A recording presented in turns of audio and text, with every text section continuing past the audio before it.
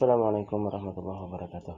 Alhamdulillahirabbil alamin. Allahumma shalli wa sallim ala sayyidina Muhammadin wa ala alihi wa sahbihi wasallam ajma'in. Amma ba'du.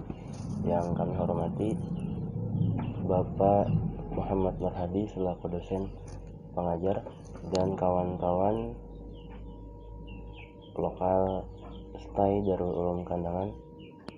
Semoga kita semua diberikan Allah Subhanahu wa taala kesehatan, keafiatan, semangat, ikhlas dalam mengikuti kuliah, walaupun dalam kondisi lapar, haus, dahaga, lemah, lesu, karena dalam rangka menjalankan perintah Allah Subhanahu wa taala, yaitu puasa di bulan Ramadan.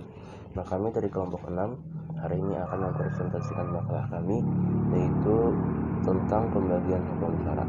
Nah, kawan-kawan sebelumnya sudah menjelaskan tentang Al-Quran, As-Sunnah, ijma, qiyas sebagai dalil hukum, dan ada ijtihad, ada ar-ra'yu, dan lain sebagainya. Nah, dari semua itu maka timbullah yang disebut dengan hukum syara. Nah, hukum syara ini terdiri dari dua kata. Yang pertama hukum, yang kedua syara. Hukum yang berarti keputusan. Nah, keputusan ketika seseorang memilih A atau B. Nah, ketika orang itu memutuskan untuk memilih A, maka itulah yang disebut hukum. Nah, adapun syara adalah jalan yang dilewati air. Nah, sehingga ketika digabungkan hukum syara, maka itu adalah istilah yang disebutkan oleh para ulama usul fikih. Nah, maksud hukum syara di sini adalah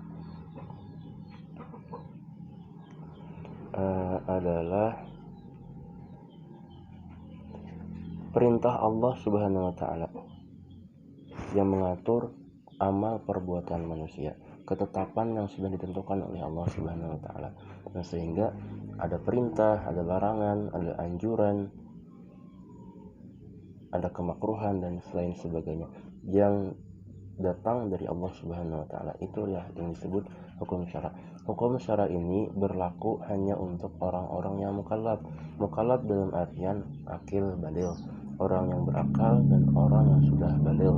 Baligh untuk laki-laki berumur 15 tahun atau sudah pernah ihtilam, atau untuk perempuan berumur 9 tahun atau sudah keluar darah haid.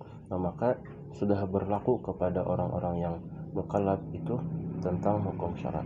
Adapun untuk orang-orang yang belum berakal atau orang yang belum baligh, maka tidak berlaku untuk mereka hukum syara. Maka tentang hukum halal haram, wajib, makruh, sunnah, itu tidak berlaku untuk mereka karena mereka bukan orang-orang yang mukallaf. Atau gampangnya, hukum syara ini cuman berlaku untuk orang-orang yang sudah akil baligh. Akil artinya berakal dan baligh artinya sudah sampai batas umur. Untuk laki-laki 15 tahun, untuk perempuan 9 tahun, atau dengan hal untuk laki-laki pernah ihtilam dan untuk perempuan keluar darah haid. Nah, maka di saat itulah orang mendapatkan kewajiban untuk mengerjakan hukum yang ditentukan oleh Allah Subhanahu wa taala, yaitu dengan disebut dengan hukum syara. Selanjutnya akan disampaikan oleh teman kami. Bismillahirrahmanirrahim. Assalamualaikum warahmatullahi wabarakatuh. Di sini saya akan menjelaskan tentang pembagian hukum syara. Hukum syara terbagi menjadi dua, yaitu hukum taklifi dan hukum wadai. Hukum taklifi menurut para ahli usul fikih adalah ketentuan-ketentuan Allah dan Rasulnya yang berhubungan langsung dengan perbuatan seorang mukallaf, baik dalam bentuk perintah, anjuran untuk melakukan, larangan, anjuran untuk tidak melakukan, atau dalam bentuk memberi kebebasan memilih untuk berbuat atau tidak berbuat. Sedangkan hukum wadai adalah ketentuan-ketentuan hukum yang mengatur tentang sebab, syarat, mane', sesuatu yang menjadi penghalang kecakapan untuk melakukan taklifi. Ada perbedaan mendasar antara hukum taklifi dan hukum wadai, yaitu hukum taklifi adalah hukum yang mengandung perintah, larangan, atau memberi pilihan terhadap seseorang mukallaf. Sedangkan hukum wadai berupa penjelasan hubungan suatu peristiwa dengan hukum taklifi, Misalnya, hukum taklifi menjelaskan bahwa sholat wajib dilaksanakan umat Islam, dan hukum wadai menjelaskan bahwa waktu matahari tergelincir di tengah hari menjadi sebab tanda bagi wajibnya seseorang menunaikan sholat zuhur. Hukum taklifi terbagi menjadi 5 bentuk. Yang pertama yaitu wajib. Wajib, menurut Abdul Karim Zaidan, adalah sesuatu yang diperintahkan atau diharuskan oleh Allah dan Rasul-Nya untuk dilaksanakan oleh orang mukallaf, dan apabila dilaksanakan akan mendapat pahala dari Allah, dan jika ditinggalkan akan diancam dengan dosa. Wajib terbagi menjadi 2, yaitu dari segi orang yang dibebani kewajiban dan dari segi kandungan perintah. Dari segi orang yang dibebani kewajiban terbagi menjadi 2, yaitu wajib aini dan wajib kifai.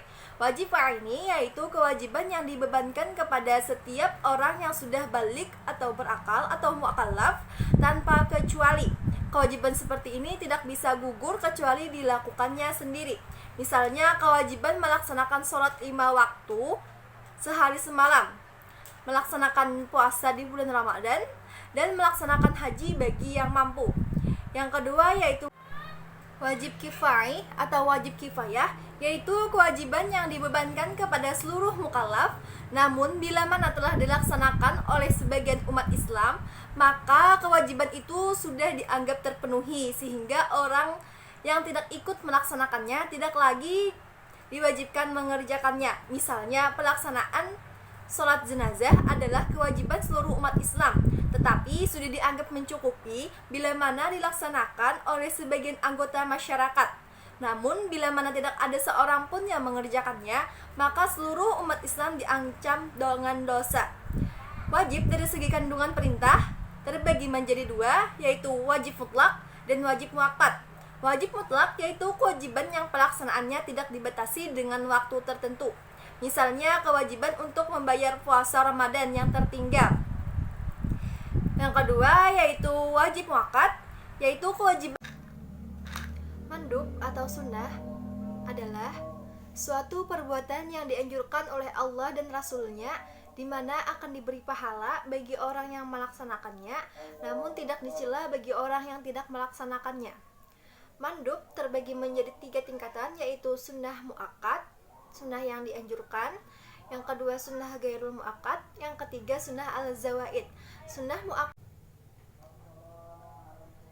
muakkadah yaitu perbuatan yang dibiasakan oleh Rasulullah dan jarang ditinggalkannya, misalnya sholat sunnah 2 rakaat sebelum fajar. Yang kedua yaitu sunnah gairul muakkad, yaitu sesuatu yang dilakukan Rasulullah namun bukan menjadi kebiasaannya, misalnya melakukan sholat sunnah 2 kali 2 rakaat sebelum sholat zuhur. Yang ketiga sunnah al-zawaid, yaitu mengikuti kebiasaan sehari-hari Rasulullah sebagai manusia, misalnya sopan santunnya dalam makan, minum, dan tidur. Haram.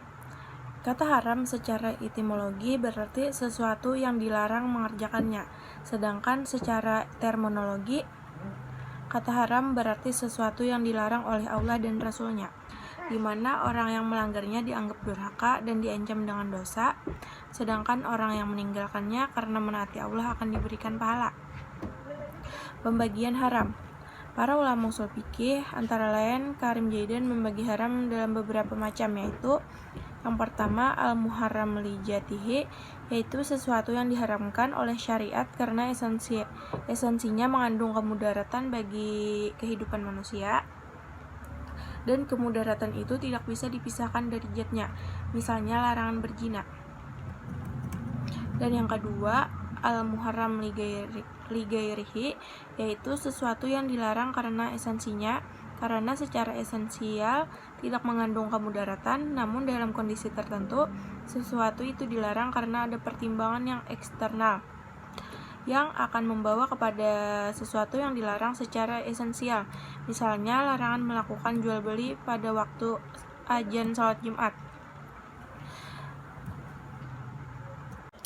Makruh. Secara bahasa, kata makruh berarti sesuatu yang dibenci, sedangkan dalam istilah ushul fikih berarti sesuatu yang dianjurkan syariat untuk ditinggalkan. dan bila mana ditinggalkan akan mendapat pujian, sedangkan apabila dilakukan tidak berdosa. Misalnya hukum berkumur dan memasukkan air ke hidung secara berlebihan ketika akan berwudu di siang hari pada bulan Ramadan, karena dikhawatirkan air akan masuk ke rongga kerongkongan dan tertelan. Pembagian makruh. Makruh terbagi dua macam. Yang pertama, makruh tahrim. Makruh tahrim yaitu sesuatu yang dilarang oleh syariat, tetapi dalil yang melarang itu bersifat jani al-wurud, tidak bersifat pasti. Misalnya, larangan meminang wanita yang sedang berada dalam pinangan orang lain, dan larangan membeli sesuatu yang sedang dalam tawaran orang lain. Sedangkan yang kedua, makruh tanjih, yaitu sesuatu yang dianjurkan oleh syariat untuk meninggalkannya. Misalnya, memakan daging kuda dan meminum susunya pada waktu yang sangat dibutuhkan. Kalangan Hanafiyah, pada dasarnya memakan daging kuda hukumnya haram, karena ada larangan memakannya berdasarkan hadis riwayat Daruqutni. Namun, ketika sangat butuh waktu perang, dibenarkan memakannya, meskipun dianggap makruh. Mubah. Secara bahasa, kata mubah berarti sesuatu yang diperbolehkan atau diizinkan. Pembagian mubah. Yang pertama, mubah yang berfungsi untuk mengantarkan seseorang kepada sesuatu hal yang wajib dilakukan. Misalnya, makan dan minum adalah sesuatu yang mubah, namun berfungsi untuk mengantarkan seseorang sampai ia mampu mengerjakan kewajiban-kewajiban yang dibebankan kepadanya, seperti sholat dan berusaha mencari rezeki. Yang kedua, sesuatu baru dianggap mubah hukumnya apabila dilakukan sekali-kali, tetapi haram hukumnya bila dilakukan setiap saat. Misalnya, seperti bermain atau mendengarkan nyanyian. Hukumnya mubah bila dilakukan sekali-kali, tetapi haram hukumnya menghabiskan waktu hanya untuk bermain dan mendengarkan nyanyian tersebut. Dan yang ketiga, sesuatu yang mubah berfungsi sebagai sarana untuk mencapai sesuatu yang mubah pula. Misalnya, membeli perabot rumah untuk kepentingan kesenangan. Hidup senang hukumnya adalah mubah, dan untuk mencapai kesenangan itu memerlukan seperangkat persyaratan yang menurut esensinya harus bersifat mubah pula. Karena untuk mencapai sesuatu yang mubah, tidak layak dengan menggunakan sesuatu yang dilarang. Hukum wad'i. Hukum wad'i adalah ketentuan syariat dalam bentuk menerapkan sesuatu sebagai sebab, syarat, atau mani. Hukum wad'i menjadi 3 macam, yaitu yang pertama sebab. Sebab menurut bahasa berarti sesuatu yang bisa menyampaikan seseorang kepada sesuatu yang lain. Menurut usul fikih, sebab adalah sesuatu yang dijadikan oleh syariat sebagai tanda bagi adanya hukum, dan tidak adanya sebab sebagai tanda bagi tidak adanya hukum. Pembagian sebab. Para ulama ushul fikih membagi sebab menjadi 2 macam, yaitu sebab yang bukan merupakan perbuatan mukallaf dan berada di luar kemampuannya. Misalnya, tergelincir matahari menjadi sebab atau alasan bagi datangnya waktu sholat zuhur. Sebab yang merupakan perbuatan mukallaf dan dalam batas kemampuannya. Misalnya, perjalanan menjadi sebab bagi bolehnya berbuka puasa di siang hari Ramadan. 2. Syarat. Menurut bahasa, kata syarat berarti sesuatu yang menghendaki adanya sesuatu yang lain atau sebagai tanda. Menurut ushul fikih, syarat adalah sesuatu yang tergantung kepadanya ada sesuatu yang lain dan berada di luar dari hakikat sesuatu itu. Misalnya, wudu adalah sebagai tanda syarat sahnya sholat, dalam arti adanya sholat tergantung kepada adanya wudu. Namun pelaksanaan wudu itu sendiri bukan merupakan bagian dari pelaksanaan sholat. Pembagian syarat. Para ulama usul fikih membagi syarat menjadi 2 macam. Yang pertama syarat syar'i, yaitu syarat yang datang langsung dari syariat sendiri. Misalnya kepada rusyd, kemampuan untuk mengatur pembelanjaan sehingga tidak menjadi mubazir. Bagi seorang anak yatim dijadikan oleh syariat sebagai syarat bagi wajib menyerahkan harta miliknya. Yang kedua syarat ja'li, yaitu syarat yang datang dari kemauan orang mukallaf itu sendiri. Misalnya seorang suami berkata kepada istrinya, "Jika engkau memasuki rumah si fulan, maka jatuhlah 1." Kemudian yang ketiga ada mani. Kata mani secara etimologi berarti penghalang dari sesuatu. Secara terminologi, kata mani adalah sesuatu yang ditetapkan syariat sebagai penghalang bagi adanya hukum atau penghalang bagi berfungsinya suatu sebab. Sebuah akad misalnya dianggap sah apabila telah mencukupi syarat-syaratnya, dan akad yang sah itu mempunyai akibat hukum selama tidak terdapat padanya suatu penghalang atau mani. Pembagian mani. Para usul fikih membagi mani menjadi dua macam. Yang pertama, mani al-hukum, yaitu sesuatu yang ditetapkan syariat sebagai penghalang bagi adanya hukum. Misalnya, keadaan haid bagi wanita ditetapkan Allah sebagai mani bagi kecakapan wanita itu untuk melakukan salat, dan oleh karena itu salat tidak wajib dilakukannya waktu haid. Yang kedua, mani al-sabab, yaitu sesuatu yang ditetapkannya syariat sebagai penghalang bagi berfungsinya suatu sebab, sehingga dengan demikian sebab itu tidak lagi mempunyai akibat hukum. Misalnya, bahwa sampainya harta minimal 1 nisab menjadi sebab bagi wajib mengeluarkan zakat harta karena pemiliknya sudah tergolong orang kaya. Namun jika pemilik harta itu bila dibayar akan mengurangi hartanya dari 1 nisab, maka dalam kajian fikih, keadaan berhutang itu menjadi mani atau penghalang bagi wajib zakat pada harta yang dimilikinya itu. Dalam hal ini, keadaan seseorang dalam berhutang itu telah menghilangkan predikatnya sebagai orang kaya, sehingga tidak lagi dikenakan kewajiban zakat harta. Baiklah, kesimpulan dari makalah kami adalah bahwa hukum syariat itu terbagi menjadi dua. Yang pertama hukum taklifi, yang kedua hukum wad'i. Hukum taklifi terbagi menjadi 5: wajib, sunnah, haram, mubah, dan makruh. Hukum wad'i terbagi menjadi 3: sebab, syarat, dan man'i. Nah, demikian penyajian dari makalah kami. Semoga bisa menambah pengetahuan teman-teman, dan semoga apa yang kami sampaikan akan memberikan manfaat kebaikan untuk kita semua. Dan jika kalian menemukan kekurangan dari makalah kami, maka itu semua merupakan kekurangan dari kami semua. Dan jika kalian menemukan kebaikan dari apa yang kami sampaikan, maka itu semua adalah merupakan karunia dari Allah Subhanahu wa taala. Terima kasih atas perhatiannya. Assalamualaikum warahmatullahi wabarakatuh.